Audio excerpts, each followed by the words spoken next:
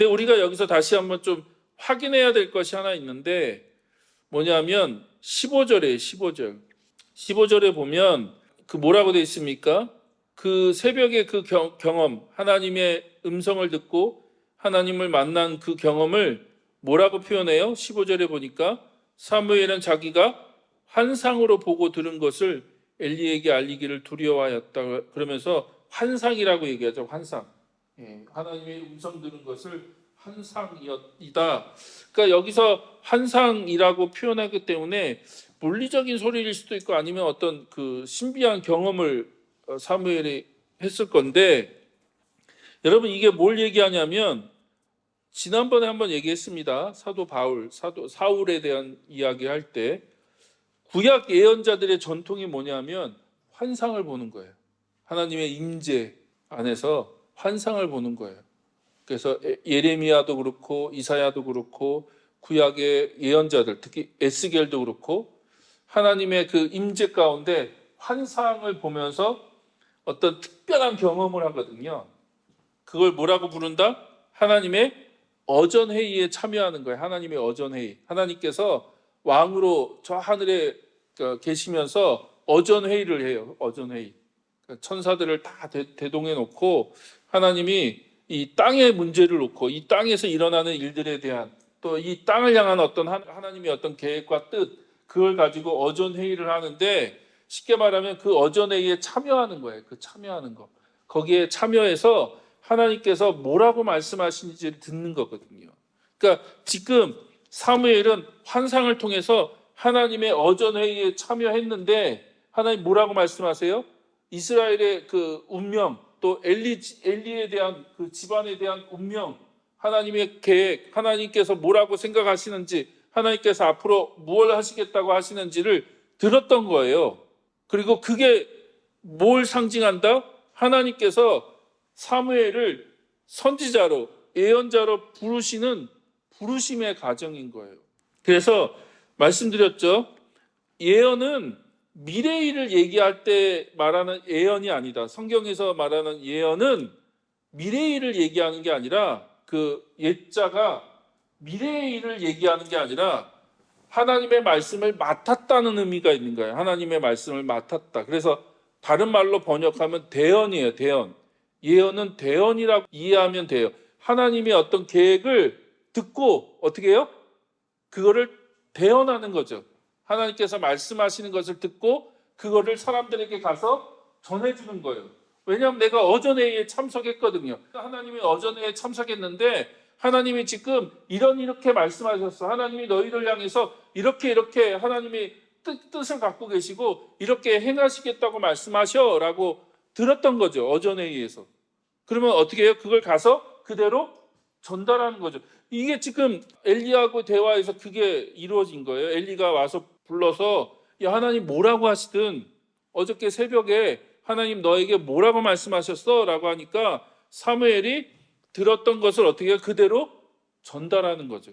재밌는 건 자 19절 그러면서 바로 이 18절과 19절에는 갭이 굉장히 있어요. 그러니까 18절까지는 어린 사무엘, 어린아이의 사무엘, 그렇죠? 그냥 마냥 어린아이야. 아무것도 모르는 어린아이인데 19절부터는 지도자로, 영적인 지도자로 사무엘이 어떻게 해요? 등극하죠. 사무엘이 영적인 지도자로 인정을 받고 세워지게 돼요. 뭐라고 합니까? 사무엘이 자랄 때 주님께서 그와 함께 계셔서 사무엘이 한 말이 하나도 어긋나지 않고 다 이루어지게 하셨다. 그러니까 사무엘이 무슨 말의 권위가 있고 능력이 있어서 자기가 한 말이 다 이루어졌다는 게 아니라 이거는 어떤 의미예요? 사무엘이 먼저 뭐 했다? 들었기 때문에, 그렇죠? 하나님의 말씀을 들었고 그것을 사람들에게 전달하니까 그 말이 그대로 이루어진 거지 사무엘이 특별하다는 얘기가 아니에요. 사무엘이 대단하거나 사무엘이 무슨 예지의 능력이 있거나 뭐 특별해서 사무엘이 한 말이 다 이루어졌다는 얘기가 아니라 사무엘은 하나님께로부터 들었기 때문에. 그래서 그 다음 얘기가 이렇게 돼 있어요. 20절 그리하여 단에서 부엘세바까지 온 이스라엘은 사무엘이 주님께서 세우신 예언자임을 알게 되었다. 21절 주님께서는 실로에서 계속해서 자신을 나타내셨다. 실로에서 계속해서 자신을 누구에게? 사무엘에게 나타나셨다는 거예요. 사무엘에게 나타나셨고 거기에서 주님께서는 사무엘에게 나타나셔서 말씀하셨다. 그렇죠? 그러니까 하나님이 먼저 말씀하셨기 때문에 사무엘이 그것을 듣고 어떻게 그걸 전달했더니 하나도 땅에 떨어지지 않고 다 이루어졌다. 왜요? 그게 하나님의 말씀이었기 때문에. 이해되시죠? 그러니까 예언자들은 어떤 사람들이에요? 듣는 사람들이에요. 듣는 사람들. 하나님께로 가서 하나님께서 뭐라고 말씀하신지 듣는 거예요. 그리고 하나님이 먼저 말씀하시니까 하나님이 자꾸 나타나셔서 말씀하시고 하나님의 뜻을 말씀하시고 하나님의 어떤 계획을 말씀하시고 그러면 예언자들은 그걸 듣고 가서 전달하는 거죠. 전달. 계속 하나님의 말씀을 전달하는 거예요. 그래서 우리가 다시 한번 이 말씀을 통해서 확인하는 건 뭐예요? 하나님은 지금도 말씀하신다. 계속 말씀하세요. 자, 조금 시간이 갔지만 그런 의미에서 다시 한번 요엘서 2장 28절 뭐라고 하세요? 내가 모든 사람에게 나의 영을 부어주겠다. 너희의 아들, 딸들은 예언을 하고 노인들은 꿈을 꾸고 젊은이들은 환상을 볼 것이다. 이게 무슨 말이냐면 뭐 노인들이 무슨 비전을 이제 나이가 이제 먹어서 이제 아무런 삶의 소망도 없는데 막 하나님이 막 노인들에게 비전과 꿈을 주시겠다. 그런 얘기가 아니라 여기서 예언을 하고 꿈을 꾸고 환상을 본다는 건 뭡니까? 예언자들의 경험이거든요. 예언자들이 성령을 받은 예언자들이 꿈을 꾸고 환상을 보는 거예요. 그래서 하나님께 가서 듣는 거죠. 하나님께서 뭐라고 말씀하시는지 듣고 보는 거예요. 근데 구약에서는 어떻게 했어요? 특별한 사람들, 몇몇 사람들에게만 그런 일이 일어난 거죠. 하나님이 선택해서 부른 사람들에게만 그런 일이 일어났어요. 모두가 다 그런 일들을 경험할 수가 없어요. 하나님이 사무엘과 같은 사람에게만 하나님이 그런 어떤 일들을 행하신 거죠.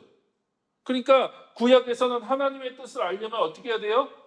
예언자를 찾아가야 돼요. 예언자를 찾아가야 돼요. 하나님의 뜻을 알 수가 없으니까 예언자를 찾아가서 예언자들에게 물어봐야 돼요. 하나님이 뭐라고 하십니까? 하나님 뜻이 뭡니까? 라고 물어봐야 돼요. 그런데 신약에 와서는 뭐가 달라졌다? 모든 사람들에게 성령을 부어주겠다. 모든 사람들. 하나님이 모든 사람들에게 하나님의 백성, 하나님의 자녀들, 하나님 나라의 그 백성 모든 사람들에게 성령을 부어줘서 이제 너희 아들들이 예언을 하는 건 그건 기본이야. 노인들은 꿈을 꾸고 젊은이들은 환상을 보고 이제 모든 사람들이 어떻게 해요? 하나님의 뜻을 알고 하나님께서 말씀하신 걸 듣고 하나님께서 어떤 계획과 어떤 뜻을 갖고 계시는지 이제는 모든 사람들이 다 알 수 있게 될 거야 라고 얘기하시는 거예요. 그건 특별한 일이 아닐 거야. 이제는 신약으로 오면 성령이 임하시면 이제는 그거는 특별한 몇 사람들에게 나타나는 그런 일들이 아니라 하나님이 그 교회 공동체 하나님의 나라 백성들 모두에게 다 성령을 부어주셔서 그런 일들을 경험하게 하고 알게 하실 거야 라고 말씀하시는 거죠. 그러므로 여러분 우리가 예수님을 믿을 때 성령이 내주하신다고 그렇게 우리가 믿잖아요. 그렇죠? 성령의 내주. 그건 그냥 교리적인 얘기가 아니에요. 여러분 안에 성령님이 계시다는 건 하나님이 그 성령님을 통해서 여러분에게 어떻게 해요? 말씀하세요. 말씀하신다고요. 어디 기도원에 뭐 영험한 권사가 있다 해서 그분한테 가서 머리 디밀면서 하나님 뜻이 뭔지를 물어봐야지 하나님의 뜻을 알 수 있는 그런 시대가 아니라 구약처럼 여러분이 진짜 거듭났고 여러분이 진짜 하나님을 섬기고 예수 그리스도를 주님으로 고백하고 그분을 따르는 하나님 나라의 백성이라고 한다면 여러분 안에 누가 계세요? 성령님이 계세요. 그리고 하나님은 그 성령님을 통해서 여러분에게 말씀하신다고요. 찾아오셔서 말씀하세요. 근데 문제는 우리가 어린 사무엘처럼 하나님의 음성을 들어본 적이 없고 하나님과의 인격적인 관계를 누려본 적이 없으니까 어떻게 응답해야 될지 모르는 거죠. 왜냐하면 교회가 그런 걸 안 가르치니까. 그런 얘기 안 하거든요. 성경은 읽어. 근데 그 성경을 통해서 하나님과 어떻게 교제하는지는 잘 안 가르쳐. 성경을 100도 가든 1000도 가든 정말 하나님과 인격적인 관계를 경험해 보지 못하면 그냥 천독한 거예요. 백독한 거죠. 그러니까 왜 성경을 읽어야 됩니까? 그 하나님과의 관계 때문에 우리가 하나님과 진짜 인격적인 교제를 하고 그분을 알아가고 그 하나님이 어떤 분이시고 그 하나님이 예수 그리스도를 통해서 인류의 구원을 위해서 어떤 일들을 행하셨고 또 지금 어떤 일들을 행하고 계시고 최종적으로 어떻게 그것들을 완성하실 것인지 여러분 하나님의 스토리가 있다고요. 하나님의 스토리.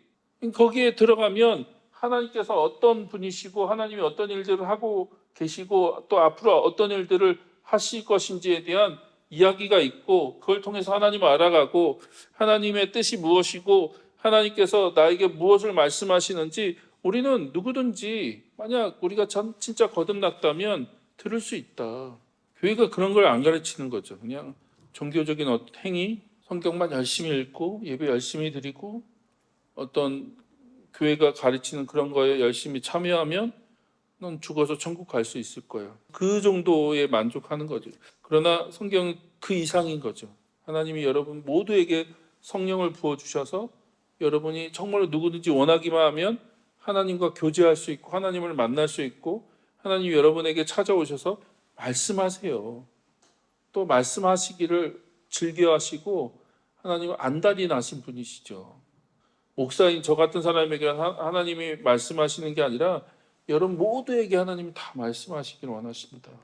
그래서 어린 사무엘이 그 새벽에 하나님을 만나신 것처럼 그래서 하나님의 음성을 듣고 그가 하나님과의 그 관계 안에서 평생을 하나님의 그 예언자로, 그렇죠? 예언자로 그가 하나님을 섬기면서 하나님의 말씀을 듣고 하나님의 말씀을 전달하는 자로 살았던 것처럼 여러분 삶 가운데도 그런 놀라운 전환, 특별한 경험들 그런 것들이 이 시간을 통해서 좀 일어나기를 소망합니다.